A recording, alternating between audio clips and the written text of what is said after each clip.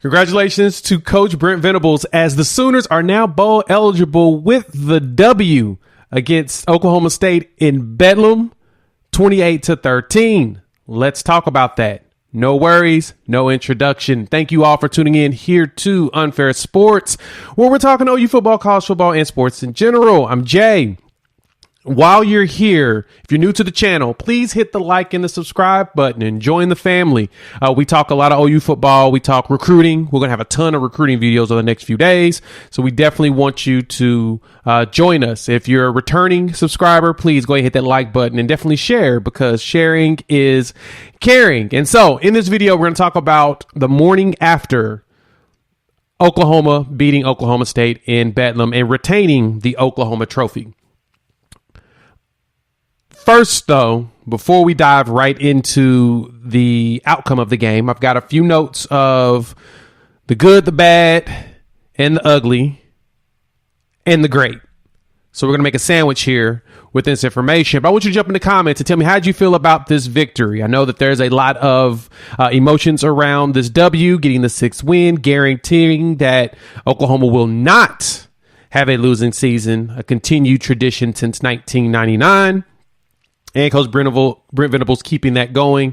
But jump in the comments. Let me know who is your MVP of this game and also how you felt about this. I'll jump in the chat later today and we'll talk and converse about everything. So with that, before we go into the game itself, I want to give a shout out to photographer Sarah Phipps for catching truly the real winner of Bedlam.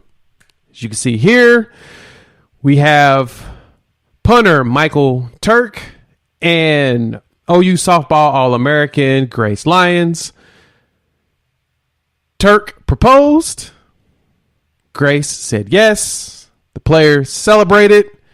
Everybody's ecstatic and excited at this outcome. So please go to social media, find Turk and Grace Lyons. You can see her on Twitter right here in this photo. Go tell them congrats. Go show your excitement for them on their decision to get married at the same time as winning Bedlam. So want to first start off with that, because I think they're the true winners of the Bedlam victory. Now to the game. There's lots to unpackage in this. Hope I don't sound somber or sad. I'm not. I think it's great that they won this game. But there was some, like I said, good, some bad, some ugly, and there was some great in this one. And so we talked about this coming into the game. I think it was on Thursday is actually when I dropped the video.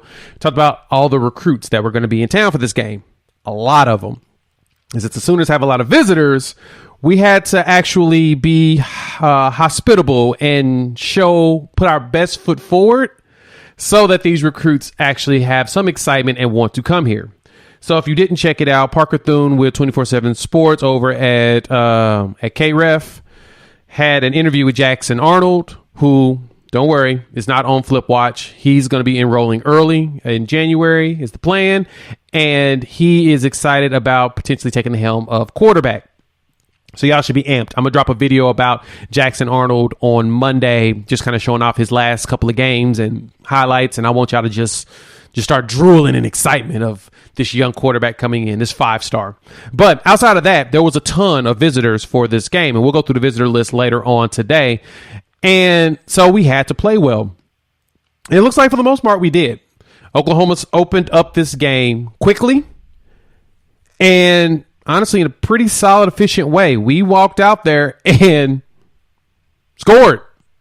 We scored on our first 2 possessions, opening possession of 1 minute and 17 seconds. Go out there. We scored a touchdown, forced a 3-and-out. Ohio State scored on a 2 minute and 45 second possession of 9 plays, 3 yards, scored a touchdown.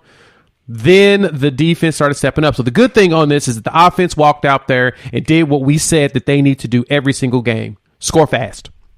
We got all our points in the first quarter.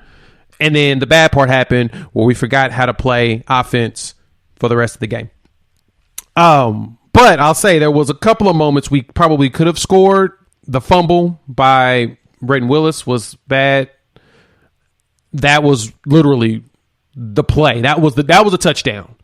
But of course, We fumbled it and luckily forced a punt and then went back down and drove the field and scored another touchdown. But the offense was pretty in sync initially and was going. That was a good thing. And then the bad part is that it just forgot how to continue said going.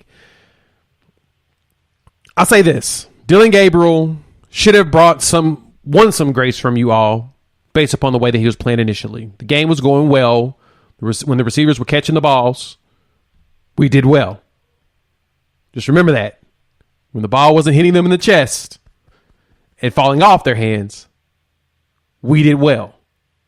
So I'm hoping that you all see that this isn't all on Dylan. Like in some cases, like every quarterback, some passes aren't perfect, but he did put some beautiful passes out there. That Drake Stoops catch over the shoulder, the cup, oh my God, it's beautiful. The Jalil Farouk deep one, oh man, he was on it. And then we just kind of stopped making catches and we started getting play stuff called back. And it just, the play calling was weird, but I don't fault Levy too much in this one. I think that he does have a little bit of blame. It felt like some of the play calling was off, but at the same time, we just weren't blocking very well late in the game. So that adds to that bad. More of the ugly is that we just kind of forgot how to play offense after we scored all those touchdowns. Eric Gray got his 90 yards in this game, so shout out to Eric Gray. Javonte Barnes walked out there and got his 6 carries for 59 yards. I think the one thing I would say going towards between bad and ugly on the offensive side of the ball was we should have done a lot more running with Barnes and Gray. The problem is that we also weren't getting very many yards, so we were being out. Now, snapping the ball quickly, that's our offense. I guess playing to win is keeping that pace. Playing not to lose would have been to slow down and try to run the clock. So that's something that we've got to do better at, especially because our defense played 102 plays. That's a lot. But they're on the great side of this burger. Because if you noticed, Oklahoma State scored 13 points.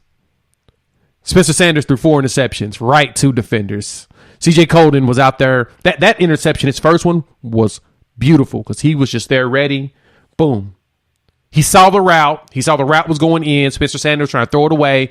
He was deep enough to go and catch it and make that interception, which was fantastic. Billy Bowman's interception was probably the best I've seen this season because he pulled like an Ed Reed. He dropped back. He saw where the ball was going to go, faked the quarterback, came straight across and just pulled it. Felt like the corner in Any Given Sunday, Willie Beeman touching the ball, knew where it was going. He just come out of nowhere and just snatched it. It's beautiful. Wish we'd have ran it back. That would have been even better. And then the Deshaun White one, went deep. Yeah. That was just a bad pass by Spencer Sanders. And the great thing is that Deshaun White was there. And then Jonah Luau's interception was really good when he dropped back into coverage. Got to give him props for that. Tip. So, but outside of that, this was the closest game where we played well on both sides of the ball to the Nebraska game. The closest one. Because the Nebraska game was probably our best performance this season to me, in my eyes. The first drive was terrible, and then we just locked them down the rest of the game, and our offense was doing their job. We should have scored like 45 points in this game. But unfortunately, when you saw there was 28 points in the first quarter and we didn't do anything in the rest of the game, there's a lot of things to work out, but they looked like they were clicking. The offense was clicking. The defense was clicking. People were in the right positions. It could be that Oklahoma State is just that bad, but I don't really believe that. I think it was just our offense was clicking and the defense was clicking well enough, and then Oklahoma State's defense started locking down in the second, third, and fourth quarters. Their offense just couldn't figure it out, and our defense was just better. So saying that, I get any qualms you all have, but I'm happy with the performance. I'm overall happy with the performance. There was much more to be desired, but they performed very high, very well, and they closed the game out. I did not like that the defense played 102 snaps while at the same time they finally didn't break when playing 102 snaps. Those rotations defensively, we had we had 6 sacks, 13 tackles for a loss. And I've said this all season. The foundation is there for this defense. It's there. They're doing certain things to get to what we want down the line. These 13 tackles for the loss, adding to the rest of the tackles for the loss, we are a top 10 team in tackles for the loss in college football. That means that we're getting back there and we're stopping plays. We just have to keep doing it on third down, which in this game we did. This was the game where we actually did that, what we couldn't do any other game. We started slowing down the other team on third down. They were 7 for 22, which I love, and they were 0 for 2 on fourth down. 0 for 2 on fourth. Thank you, defense. Thank you, defense. Thank you, defense. The one thing we've got to fix on the offensive side is that we were 1 in 14 on third down efficiency. We suck on third down. Every game this season, we have been booty on third down. That's something we've got to fix. But that's something that comes in time. I ain't worried about this season. We got 2 games left. We've got Tech next week, and then we've got the bowl game. I don't care about how. I just want to see progressions, because next season I think that third down efficiency will be a lot better. I think that we'll understand the personnel better and we'll be able to execute better. But the foundation is laid. This team is going to be a different monster next year. And the way that those recruits were excited with some of their posts tells me there's a good chance we could win some flips. We could win some additional players. And next season look like the old Oklahoma with an actual defense. That's what I want to see. If we can put this together with a defense, ooh-wee, y'all gonna be excited. So, thank y'all for checking us out. Thanks for tuning in here on Unfair Sports. We're going to have a lot more videos in recruiting over the next few days. I'm going to show some of the current recruits that we have and look at some of the potential flips that we're going to go after. So my goal is to post a video a day up until early signing period. So let's cross our fingers and toes that nothing gets in the way. Outside of that, hit the like and subscribe button while you're here. Thank you for tuning in.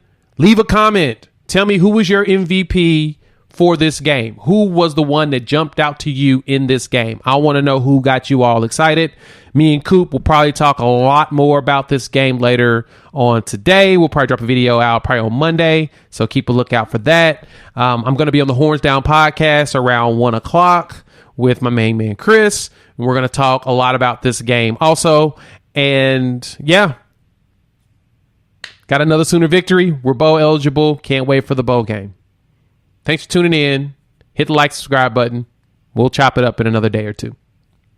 Peace.